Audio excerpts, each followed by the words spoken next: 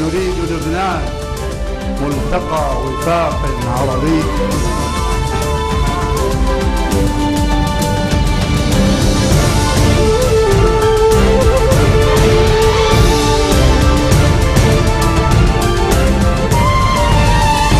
Good afternoon. You're watching the English newscast on Future Television. I'm Yumna Naufal, and these are today's top stories.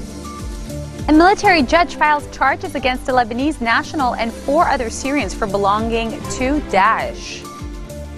Syrian government artillery bombard the fast-shrinking rebel enclave in the heart of Aleppo despite Russia's announcement of a new humanitarian pause.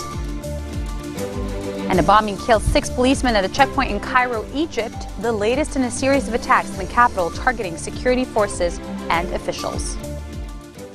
A military judge has filed charges against a Lebanese national and 4 other Syrians for belonging to the extremist organization Daesh, state media is reporting. Military prosecutor Judge Sa'ar charged Ahmed Ammoun and 4 Syrians with plotting to carry out terrorist attacks, taking part in security and logistics acts and finance operations for the benefits of Daesh. The judge also implemented 13 arrest warrants issued in absentia against Ammoun and referred him to the relevant judicial authority. Hezbollah is slamming a baseless report, it says, alleging that the party has pledged not to retaliate against Israeli strikes that hit inside Syria.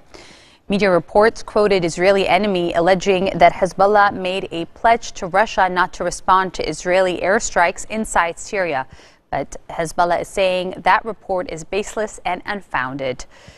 On Wednesday, several Israeli missiles struck near the Mezzeh airbase outside Damascus without causing any casualties. The Jewish state has sought to limit its involvement in the 5-year conflict in Syria, but has carried out sporadic sorties against Hezbollah inside. Israel's Channel 10 had reported later that Russia had received pledges from Hezbollah and Iran not to respond to Israeli strikes that hit targets inside Syria. Several thousand Hezbollah fighters are fighting alongside President Bashar al-Assad's forces across the country. Serious efforts to ease the differences hampering the formation of a new cabinet are underway between President Michel Aoun and Speaker Nabih Berri, according to media reports. Sources following up closely on the formation process says the 2 sides have committed to maintain silence as for the endeavor so it won't be hampered, paving the way for the formation within the 10-day limit before the holidays. Considering the formation of a 30-minister cabinet is very likely from Aoun's perspective, although Prime Minister-designate Saad Hariri still adheres to a 24-minister cabinet. As for the share to be allotted to the Marada movement chief Sulaiman Frangieh, discussions continue between Berri and Hariri in that regard. Frangieh says he has the right to be represented in the cabinet, similar to other political parties.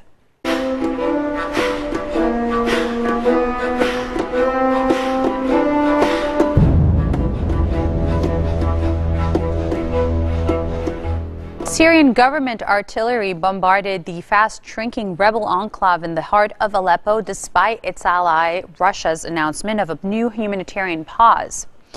Airstrikes halted on Thursday evening following Moscow's announcement, but shelling continued through the night and into the morning, the Syrian Observatory for Human Rights said.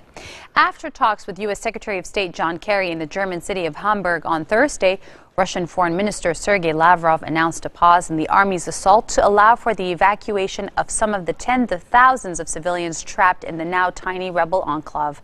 The army has recaptured 85% of the eastern sector of the city, which the rebels have held since summer 2012. Hundreds of men from East Aleppo are missing, and armed opposition groups are shooting at fleeing civilians, according to this UN's Rights Office report. Take a look. While it's very difficult to establish the facts in such a fluid and dangerous situation, we've received very worrying allegations that hundreds of men have gone missing after crossing into government-controlled areas.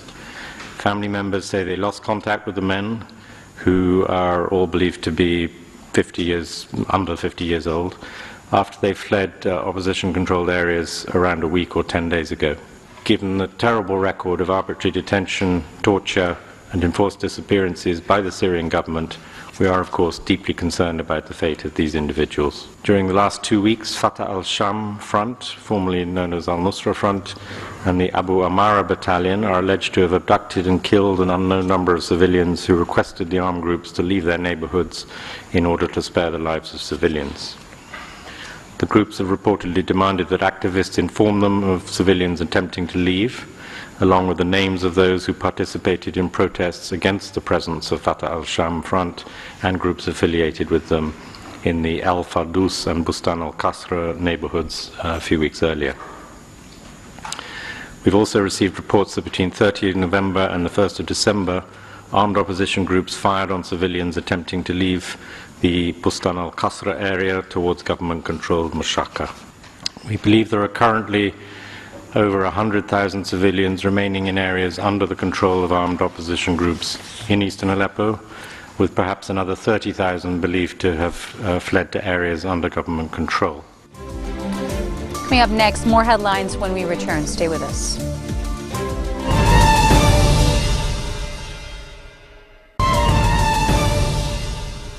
Welcome back. A bombing killed 6 policemen at a checkpoint in Cairo, Egypt, the latest in a series of attacks in the capital targeting security forces and officials, according to the Interior Ministry. The attack occurred in the western Talibiya neighborhood of the capital shortly before Muslim Friday prayers and when Cairo's streets were mostly empty. The bloodied bodies of several policemen could be seen at the blast site next to the police vehicles that had been stationed there. Police quickly cordoned off the area with yellow tape as they searched for more explosives. The Interior Ministry said in a statement that the explosion took place next to a checkpoint, killing 2 officers, a low-ranking policeman, and 3 conscripts. The bombing also wounded 3 other people. South Korean lawmakers passed an impeachment motion against President Park Geun-hye, stripping away her sweeping executive powers over a corruption scandal that paralyzed her administration and triggered massive street protests. The National Assembly ballot transfers Park's authority to the Prime Minister pending a decision by the Constitutional Court on whether to ratify the decision and permanently remove the president from office. A ruling could take up to 6 months, during which time Park will remain in the presidential Blue House while the country faces an extended period of political uncertainty and policy paralysis. The motion was adopted by 234 votes to 56, easily securing the required 2/3 majority in the 300-seat chamber. The anonymous paper ballot was conducted against the background of hundreds of slogan-chanting protesters outside the Assembly building, screaming, "Impeach Park." So as we count down the weeks to Oscar in Feb, the months, we should say, there is a new movie in town, and it's hitting theaters. It speaks about a teenage boy's struggle with his mother's terminal illness, and it takes a surreal turn when he finds comfort in a giant talking tree monster.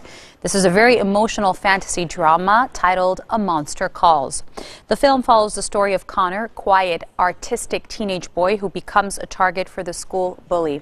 As his mother, played by Felicity Jones, gets sicker from cancer, he goes to live with his cold, reserved grandmother, played by Sigourney Weaver. And in the midst of his life crumbling around him, he is visited at night by a giant talking monster voiced by Liam Neeson. Here's Liam Neeson talking and the trailer. I don't know if you've read the book by Patrick Ness. It's an extraordinary, it really is like a classic book. And it just, you know, you close over the last page and certainly with me, it just really gets you thinking about aspects of your life. Terrific kid.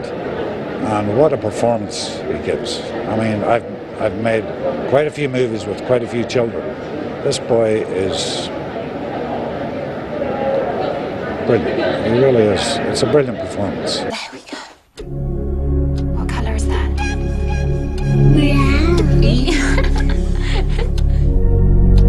Maybe if we take a pencil and then we make a face. And then we see the life in the eyes. Life is always in the eyes. There's our monster. How does the story begin? With a boy. Too old to be a kid. You're coming to live with me. Don't touch anything. Too young to be a man. I no longer see you.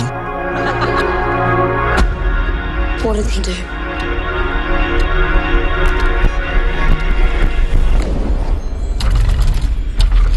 He called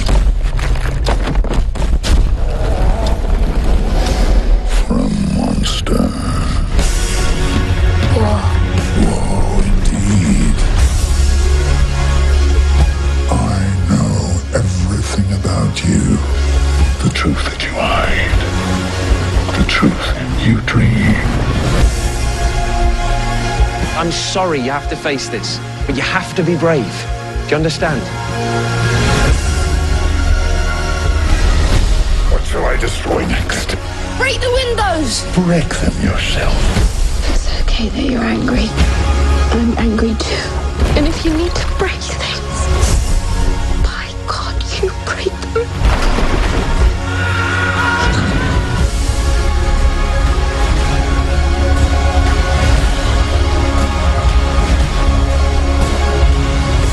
I wish I had 100 years.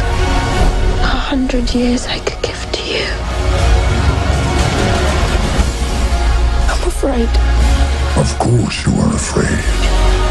But you will make it through. For this is why you called me. Come on. This marks the end of our bulletin for today. Now for a reminder of our headlines. A military judge files charges against the Lebanese national and 4 other Syrians for belonging to the extremist organization Daesh.